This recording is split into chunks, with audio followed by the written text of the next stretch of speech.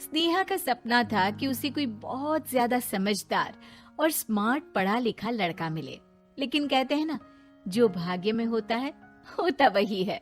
देख, मैं साफ कह रही हूँ, लड़की के बाप के पास भर भर के पैसा है।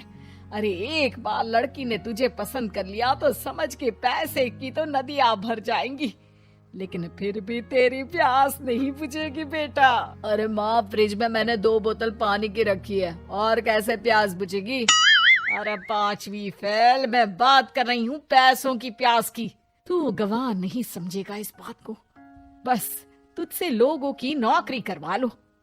वो क्या है ना आशीष की माँ, वो सीधा है, और जिसे तू लोगों की नौकरी बोल रही है ना, वो आशीष का प्यार है अपने लोगों के लिए, जिनसे वो प्यार करता है या जिनसे जुड़ा हुआ है वो। अरे जमाना नहीं रहा वो। अरे आज की डेट में तो ना बेटा माँ का है, ना ही पति पत्नी का। कैसी बात कर रही है माँ? चाहे दुनिया यहाँ की वहाँ क्यों ना हो जाए, मैं आपके बिना नहीं रह सकता, ना ही मैं आपको कभी धोखा दे सकता हूँ। अरे हाँ, ठीक है ठीक है। देख, लड़की को पढ़ा लिखा लड़का चाहिए तो वहाँ चुप रहना। जबान खोलेगा तो पता चल जाएगा कि 5वीं पास है। अरे तो पढ़ा देती ना आगे। माना सौतेली माँ हो, लेकिन दहेज की लालच तो अपने बेटे जैसी ही रख रही हो। पापा ऐसा मत बोलिए ना माँ को, वो मेरी माँ है, मैं उनसे बहुत प्यार करता हूँ। अच्छा अच्छा बेटा, कुछ नहीं कहता, बस तैयार हो जा, चलते हैं और देखते हैं कि कौन है लड़की और क्या चाहती है। सभी मिलकर लड़की देखने जाते हैं, जहाँ स्नेहा आशीष को देखकर ही इम्प्रेस हो जाती है। वाह, कितना हैंडसम है, काश इससे मेरी शादी हो जाती, लेकिन पता नहीं कितना पढ़ा लिखा है। स्नेहा, लड़का बहुत अच्छा है, बेचारी की माँ दूसरी है, लेकिन देख रही है ना, हीरा भी इतना चमकीला नहीं होगा जितना कि ये। स्नेहा को समझ नहीं आता कि वो क्या करे। वो आशीष से मिलती है, उसकी सादगी, उसकी बातें उसे भा जाती है। मैंने नहीं सोचा था कि इतना पढ़ा लिखा लड़का मुझे मिलेगा। मैं शादी करने के लिए तैयार हूँ। और फिर स्नेहा और आशीष की शादी हो जाती है। शादी के बाद सासू माँ कहती है, अरे बेटा, वो तेरे जेवर मुझे दे दे, मैं संभाल कर रख दूंगी। स्नेहा, जो कि खुद भी एक समझदार लड़की थी, नहीं नहीं, मैं अपने जेवर नहीं दूंगी, उसके लिए तो मैंने पहले ही लॉकर खुलवा लिया था माँ जी। ये मेरी कुछ आर्टिफिशियल ज्वेलरी है, इसे रख लीजिए। वैसे मेरी अलमारी में जगह नहीं है ना। सास बेचारी नई नई बहू से क्या उलझती। सुनिए जी, मैंने आपके लिए खाना और नाश्ता बना दिया है, ऑफिस कब जाना है? कौन से ऑफिस में? मैं तो घर का सारा काम करता हूँ। हाँ? क्या बात कर रहे हैं? इतना पढ़ लिख कर आप घर का काम क्यों करते हैं? कितना पढ़ लिख कर? मैंने तो सिर्फ 5वीं तक पढ़ाई की है। तभी वहाँ सास आ जाती है। अरे 5वीं तक भी पढ़ लिया तो समझो मेरी कृपा से, वरना तो जो इसके लक्षण थे ना, क्या बताना। अच्छा आशीष, जरा बाहर जा और भाग कर टूथपेस्ट लेकर आ, सुबह से मंजन नहीं किया। और हाँ, फिर जाकर दुकान की सफाई कर देना, तेरा छोटा भाई दुकान पर जाने को तैयार हो रहा है। स्नेहा ये सब सुनकर हैरान रह जाती है। वो सोचती है कि आखिर उससे क्या गलती हो गई जो उसके साथ ऐसा हुआ। आशीष स्नेहा के पास जाता है। सुनो, तुमको तो मैंने पहली मुलाकात में ही बताया था कि। स्नेहा आशीष की बात ही नहीं सुनना चाहती है। वो जोर से चिल्लाती है, चुप रहो बिल्कुल, गंवार कहीं के।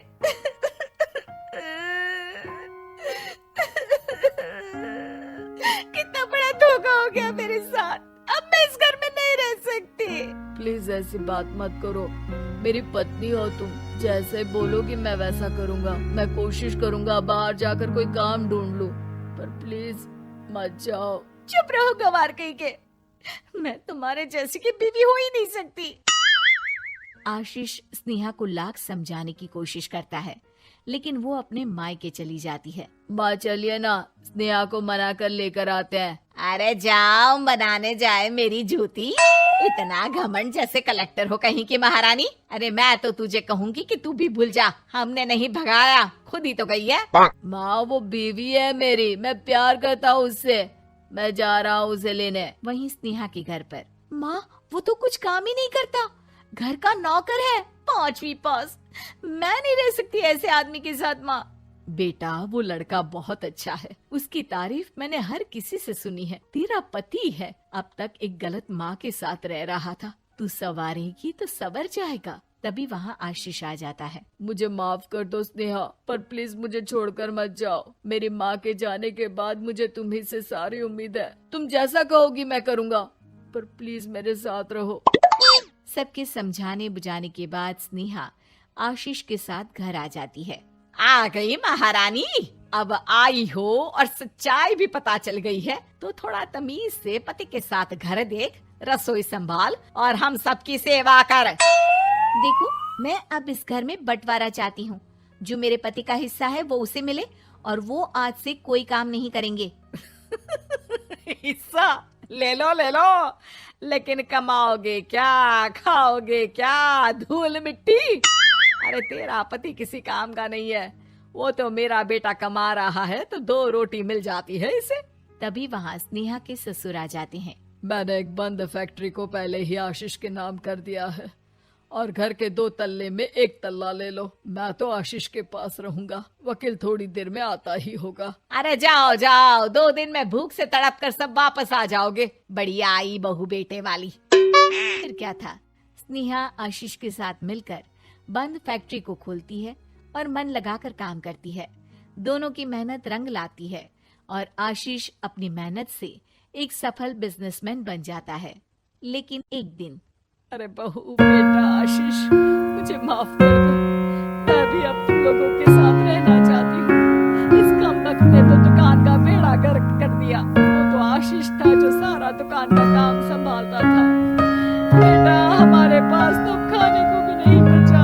माँ जी, इसे कर्म के फल कहते हैं। खैर, खाना है तो आपको और आपके बेटे को काम करना पड़ेगा, समझी? हे भगवान, अब ये दिन आ गए हैं कि बहू के साथ रहने के लिए मुझे काम करना पड़ेगा। बेटा आशीष, तू ही समझाना अपनी बीवी को। पता है ना मैंने तुझे कितने प्यार से पाला है।